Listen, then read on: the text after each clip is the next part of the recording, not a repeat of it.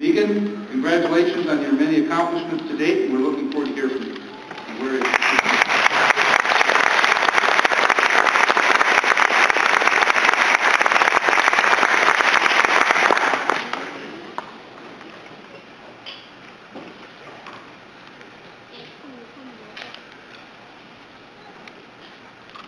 All right, well, good morning. It's a privilege to speak here today as a student representative. On your behalf, I'd just like to thank the faculty and staff of the department and the family and friends who have come here to celebrate with us today. Now, as I understand it, my job here isn't to share something new with you.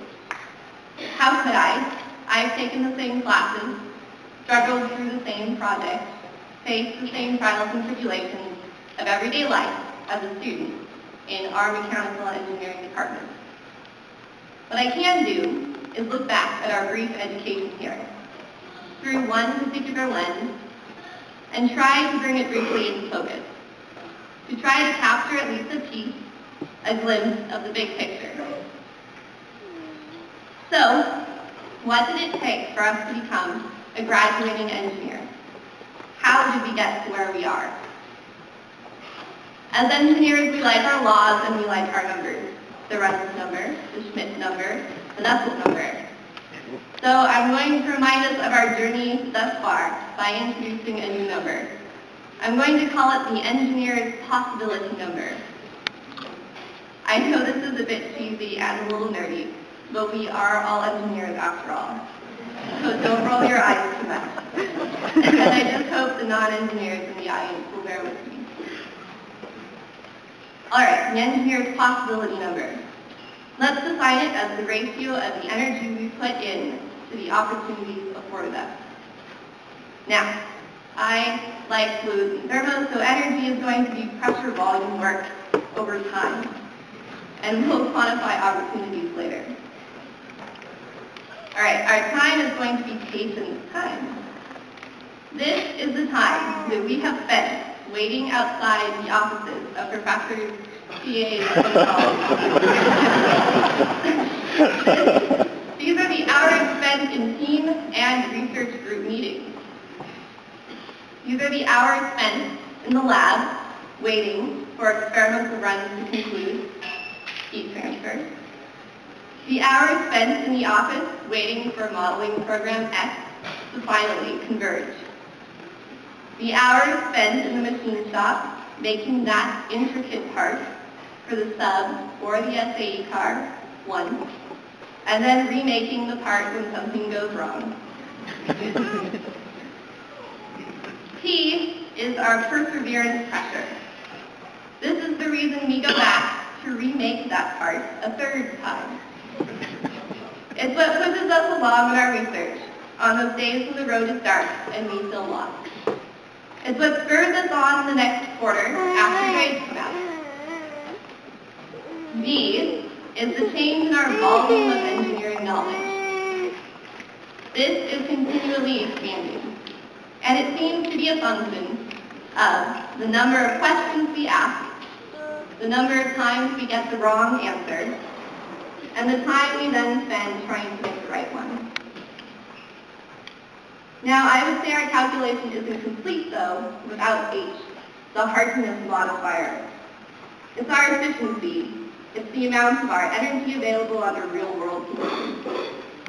It's our ability to work late into the night in the second-floor computing lab in the middle of winter, despite the frigid and perpetual draft that I assume is still there.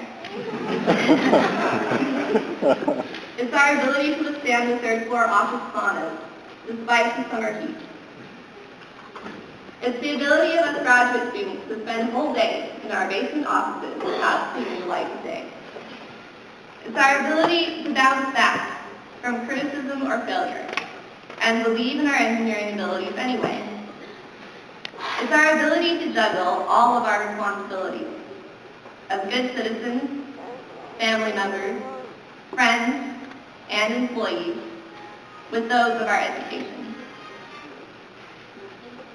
This is what we've accomplished as students of mechanical engineering. This is the way we quantify the energy we have put forth. but it would be worth much less without the opportunities that have been afforded us. These are much more difficult to quantify, but they seem to stem from two main sources: our professors and our peers. Our energy would be wasted if it weren't for the challenges put forth by our professors. We would lack direction if it weren't for these advisors and mentors, offering us choices and, most importantly, encouragement. I have a senior design project, a research project, an industry contact with an internship. I know the fellowship, a scholarship, an award, and I think you would be an excellent candidate. You would be a key addition to the team. You would gain a lot from this experience. You can do this. I trust you. Aren't those words from a respected advisor and mentor wonderful? Now, we do not tackle these challenges alone, however. We are engineers and we work in teams. Our network of peers is therefore indispensable. How else could we have gotten through fill in the blank?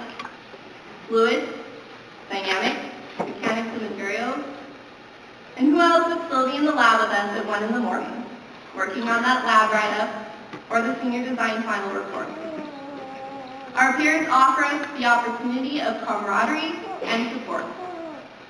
As graduate students, we know that often our best resources are our colleagues.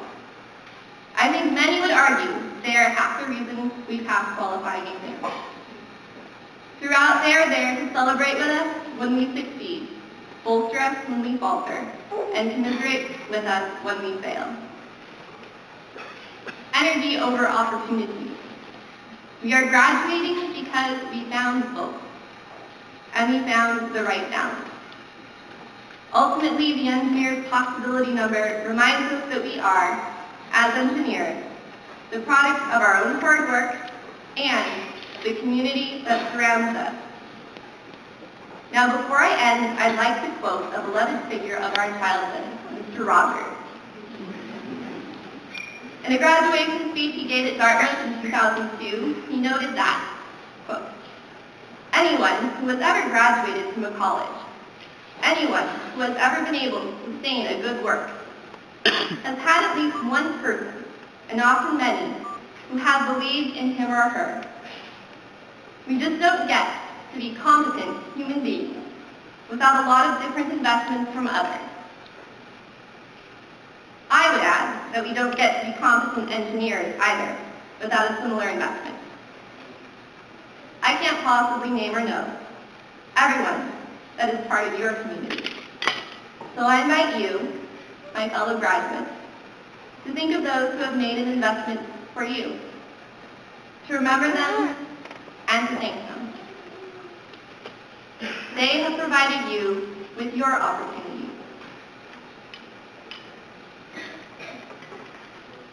Before I finish, I'm just going to borrow one more quote from Mr. Rogers. He says, "It's not the honors and the prizes and the fancy outsides of life which ultimately nourish our souls. It's the knowing that we can be trusted, that we never have to fear the truth, that the bedrock of our lives, from which we make our choices, is very good stuff. We are engineers. We apply science to the needs of humanity. We serve the very community that surrounds us. This is the profession that we have graduated into, and I think it's a pretty noble one. Thank you for allowing me to share my snapshot of our journey, and congratulations to you all."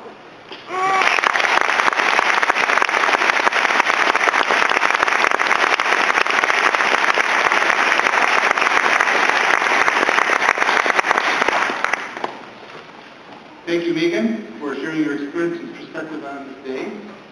On behalf of the Mechanical Engineering Department, I want to recognize your contribution to the ceremony by presenting you with a gift to commemorate our thanks.